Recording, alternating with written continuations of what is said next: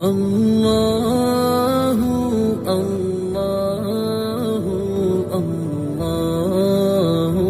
اللہ اللہ اللہ اللہ۔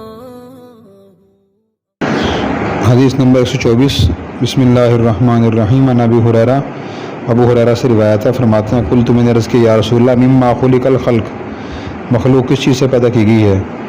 فرمایا من الماء، پانی سے۔ قلنا، ہم نے عرض کیا الجنت ما بناؤها، جنت کی تعمیر کس چیز سے ہوئی ہے؟ فرمایا لبنۃ من ذهب، ایک اینٹ سونے کی، ولبنۃ من فضہ، اور ایک اینٹ چاندی کی، وملاؤها المسک، اور اس کے جو گارا ہے یہ مثالہ ہے وہ مشک کا ہے، الاظفر، خوشبودار، وحسباؤها، اور اس کے کنکریاں اور روڑی اس کی، اللؤلؤ، وہ موتی ہیں، والیاقوت، اور یاقوت ہیں، وتربتها، اور اس کا گارا، الزعفران، زعفران ہے، من یدخلها، جس میں داخل ہوگا، ینعم، وہ خوش رہے گا، ولا یباس، اور وہ پریشان نہیں ہوگا، ویخلد، ہمیشہ رہے گا، ولا یموت، اور مرے گا نہیں، ولا یبلا ثیابہم، نہ پرانے ہوں گے کپڑے، ولا یفنا شبابہم، نہ ختم ہوں گی جوانی۔ تو حضور سے ابو ہریرہ نے پوچھا کہ یا رسول اللہ یہ مخلوق کس سے پیدا ہوئی ہے؟ ساری مخلوق، انسان، جانور، پانی سے پیدا ہوئے۔ پھر پوچھا کہ جنت کس چیز سے بنی ہے؟ تو حضور نے فرمایا کہ ایک اینٹ سونے کی، ایک اینٹ چاندی کی ہے، اس کا جو مثالہ ہے وہ خوشبودار مشک کا ہے، اس کی جو ڈالتے ہیں نا وہ روڑی، وہ ڈالتے ہیں پتھر ڈالتے ہیں، بجری، وہ کس چیز کی ہے؟ فرمایا وہ یاقوت اور موتی، لولو، موتی ہیں۔ پھر پوچھا کہ مٹی کس چیز کا، گارا کس چیز کا ہے؟ فرمایا کہ زعفران کا ہے، جو اس میں داخل ہوگا کہ خوش رہے گا، کوئی پریشان نہیں ہوگا، ہمیشہ رہے گا، نہ اس میں مرے گا، نہ پرانا ہوگا، کپڑے پرانے ہوں گے، نہ جوانی کبھی ختم ہوگی۔ جنت کی نعمتیں ہیں یہ۔ اللہ اکبر۔ قرآن کریم میں بات اللہ نے فرمائی ہے واللہ خلق کل دابۃ مما، ہم نے اللہ فرماتے ہیں اللہ نے پیدا کیا ہر جاندار کو پانی سے۔ ایک اور آیت میں واللہ وجعلنا من الماء کل شیء حی، ہم نے پانی سے ہر چیز پیدا کی ہے۔ نباتات اور حیوانات کس سے پیدا ہوتے ہیں؟ پانی سے۔ جانور بھی اس سے پیدا ہوئے ہیں، پانی سے پیدا ہوتا ہے۔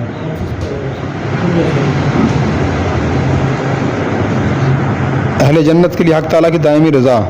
عن ابو سعید سے روایت فرماتے ہیں کہ رسول اللہ صلی اللہ علیہ وسلم نے فرمایا ان اللہ تعالیٰ یقول، اللہ فرمائیں گے اہل جنت سے یا اہل الجنہ، اے جنتی لوگوں، وہ کہیں گے لبیک یا ربنا وسعدیک، ہم حاضر ہیں ہمارے رب، والخیر کلہ فی یدیک، اور خیر ساری آپ کے ہاتھ میں ہے۔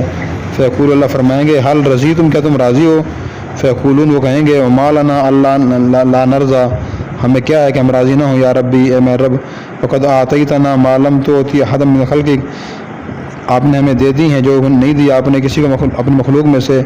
فیقول، اللہ فرمائیں گے الا اعطیکم افضل من ذلک، کیا میں تمہیں نہ دوں اس سے افضل؟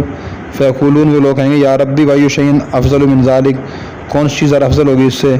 فیقول، اللہ فرمائیں گے احل علیکم رضوانی، تو اللہ فرمائیں گے کہ میں تمہیں عطا کرتا ہوں، یہ تحفہ دیتا ہوں تمہیں اپنی رضا خوشی کا، فلا اسخط علیکم بعد ابدا، میں کبھی تم سے اس کے بعد ناراض نہیں ہوں گا۔ اللہ فرمائیں گے کہ یہ اہل جنت سے کہ تم اے اہل جنت، جنت میں لبیک ربنا صلی اللہ، ہم حاضر ہیں، ساری خیر آپ کے ہاتھ میں۔ اللہ فرمائیں گے تم راضی ہو؟ جنتی کہیں گے اللہ ہم کیوں راضی نہ ہوں آپ سے، آپ نے ہمیں وہ چیز دی کسی مخلوق میں کسی کو نہیں دی۔ اللہ فرمائیں گے تمہیں اس سے افضل چیز دوں؟ جنتی کہیں گے اللہ سے اس سے افضل چیز کیا ہوگی؟ اللہ فرمائیں گے میں وہ فضل میری رضامندی خوشی ہے، میں تم سے ہمیشہ خوش رہوں گا، تم سے ناراض نہیں ہوں گا میں۔ تو جنتی اس سے بہت زیادہ خوش ہوں گے۔ تو اللہ کی رضا جو ہے سب سے بڑی چیز ہے کہ اللہ راضی ہو جائیں شریف اور نیک آدمی کے لیے۔ جو دنیا میں اس پہ احسان کرتا ہے نا، تو جو احسان کرتا ہے تو احسان دینے والے کی خواہش یہ ہوتی ہے کہ مجھ سے وہ ناراض نہ ہو، راضی رہے، اس نے بڑے احسانات کیے مجھ پہ۔ جنتی لوگوں کی بھی خواہش ہوگی اللہ نے بڑے احسانات کیے ہیں، اللہ بس راضی رہے، ناراض نہ ہم سے۔ اللہ فرمایا تم سے ہمیشہ راضی رہوں گا۔ تو اللہ کی رضا بہت بڑی، سب سے بڑی نعمت ہے۔ جنت میں دیدار الہی، تو تو جنت میں سب سے بڑی جو زیارت جو نعمت ہو جنتی لوگوں کے لیے وہ اللہ تعالیٰ کا دیدار ہے، اللہ تعالیٰ کی بھی زیارت ہے۔ دنیا میں تو آدمی آنکھوں سے اللہ کی زیارت نہیں کر سکتا، آنکھوں میں طاقت نہیں ہے، تو لیکن جب جنت جائیں گے نا، وہاں اللہ آنکھوں کو طاقت عطا فرمائیں گے، اور پھر وہاں اللہ تعالیٰ کی زیارت ہمیں نصیب ہوگی۔ قرآن کریم میں بھی اللہ نے فرمایا وجوہ یومئذ ناظرہ، بہت چہرے اس دن تر و تازہ ہوں گے، الی ربہا ناظرہ، اپنے رب کو دیکھ رہے ہوں گے۔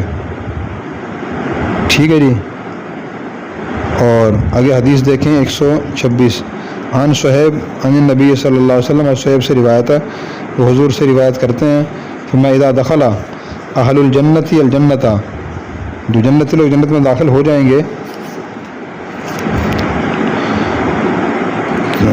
تو یقول اللہ تعالیٰ، اللہ تعالیٰ فرمائیں گے اتریدون شیئا ازیدکم، کیا تم چاہتے ہو کوئی چیز میں تمہیں مزید دوں؟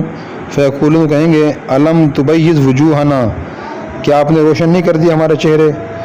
الم تدخلنا الجنت، کیا آپ نے داخل نہیں کیا ہمیں جنت میں؟ وتنجینا من النار، اور آپ نے ہمیں نجات دی آگ سے۔ قالا، تو فرمایا فیرفع الحجاب، اٹھے گا پردہ، فینظرون الی وجہ اللہ، وہ دیکھیں گے اللہ کے چہرے کی طرف۔ فما اوتوا شیئا احب الیہم من النظر الی ربہم، ان کو نہیں دی گئی کوئی چیز ذرا پسند ہو ان کو اپنے رب کی طرف دیکھنے سے۔ ثم تلا، پھر حضور نے آیت تلاوت فرمائی الذین احسنوا الحسنى وزیادہ، جن لوگوں نے نیکی کی ان کے لیے جنت ہوگی اور مزید ہوگی، مزید کیا ہوگی؟ اللہ کی زیارت ہوگی۔ تو پردہ اٹھے گا، جنت کی لوگ دیکھیں گے اور اللہ کے چہرے کو دیکھیں گے، اس سے بڑی کوئی نعمت ان کے لیے نہیں ہوگی۔ اگلی حدیث عن جریر بن عبداللہ، جریر بن عبداللہ سے روایت ہے، فرماتا کنا جلوسا عند رسول اللہ صلی اللہ علیہ وسلم، ہم بیٹھے ہوئے تھے حضور صلی اللہ علیہ وسلم کے پاس، فنظر الی القمر لیلۃ البدر، تو حضور نے چاند کی طرف دیکھا 14 رات کے چاند کو، فقال فرمایا انکم سترون ربکم، تم دیکھو گے اپنے رب کو، کما ترون ھذا القمر، جیسے دیکھ رہے ہو اس چاند کو، لا تضامون فی رؤیتی، تم نہیں کشم بھیڑ میں مبتلا ہو رہے اس کے دیکھنے میں، فإن استطعتم، اگر تم طاقت رکھو، اللہ تغلبوا علی صلاۃ، کہ تم مغلوب نہ ہو نماز پر، قبل طلوع الشمس، سورج طلوع ہونے سے پہلے، قبل غروبہا، اور سورج غروب ہونے سے پہلے، ففعلوا، ایسا کر لو۔ ثم قرأ، پھر حضور نے پڑھی وسبح بحمد ربک قبل طلوع الشمس قبل غروبہا، کہ تسبیح بیان کیجیے اپنے رب کی حمد کی سورج طلوع ہونے سے پہلے اور سورج غروب ہونے سے پہلے۔ تو 14 رات کا چاند تھا، حضور صحابہ کرام بیٹھے ہوئے تھے، تو حضور نے چاند کی طرف دیکھا، میں جیسے تم لوگ چاند کو دیکھ رہے ہو نا بغیر کشمکش ہوئے، بغیر کسی شک کے، تم اللہ تعالیٰ کو اس طرح دیکھو گے، اور تم سورج طلوع ہونے سے پہلے اور سورج غروب ہونے سے پہلے 2 رکعات پڑھ لیا کرو، بلکہ کیا فرمایا سبح بحمد ربک، اپنے رب کی تعریف کیا کرو، سبحان اللہ الحمدللہ کہا کرو سورج طلوع ہونے سے پہلے اور غروب ہونے سے پہلے، تاکہ تمہارے لیے رب کی زیارت آسان ہو، جنت کے مستحق بن سکو۔ جس سورج کو کروڑوں لوگ دیکھتے ہیں نا اکٹھے، پریشانی نہیں ہوتی، تو اللہ کو بھی لوگ اس طرح دیکھیں گے، پریشانی ان کو نہیں ہو، کشمکش میں لوگ مبتلا نہیں ہوں گے۔ عن ابی رزین العقیلی، ابو رزین عقیلی سے روایت ہے، کہتے ہیں میں نے عرض کی یا رسول اللہ کلنا یری ربہ مخلیاً بھی، کیا دیکھے گا ہم میں سے ہر آدمی اپنے رب کو مخلیاً اکیلا اسے قیامت کے دن؟ فرمایا بلا، کیوں نہیں؟ قلت، میں نے کہا وما آیت ذالک، اس کی نشانی کیا ہے؟ فرمایا یا ابا رزین، اے ابو رزین، الیس کلکم یری القمر لیلۃ البدر مخلیاً بھی، کیا تم میں سے ہر ایک نہیں دیکھتا 14 رات کے چاند کو اکیلا اسے؟ قال بلا، فرمایا کیوں نہیں؟ فرمایا فانما هو خلق من خلق اللہ، بے شک وہ تو مخلوق اللہ کے مخلوق میں سے، واللہ اجل و اعظم، اللہ تعالیٰ بہت جلالت والے ہیں، بڑی عظمت والے ہیں۔ تو حضور سے صحابہ نے پوچھا کہ ہم ہر بندہ دیکھے گا اللہ کو اکیلا اکیلا؟ تو حضور نے فرمایا کہ وہ نشانی کیا یا رسول اللہ؟ فرمایا ابو رزین تم 14 رات چاند دیکھتے ہو اکیلے؟ دیکھتے ہیں یا رسول اللہ۔ فرمایا کہ اسی طرح اللہ کو دیکھو گے، چاند تو مخلوق ہے، تو وہ نظر آتی ہے تو اللہ خالق کیوں نظر نہیں آئیں گے؟ وہ بھی نظر آئیں گے۔ اللہ ہمیں سمجھ عمل کی توفیق عطا فرمائے۔ اور اگر آپ نے ابھی تک ہمارا چینل سبسکرائب نہیں کیا تو فوراً سبسکرائب کیجئے، ساتھ ہی بیل آئیکن پر کلک کریں تاکہ مزید آنے والی ویڈیو ہیں وہ آپ کو وقت پر ملتی رہیں۔ اللہ حافظ۔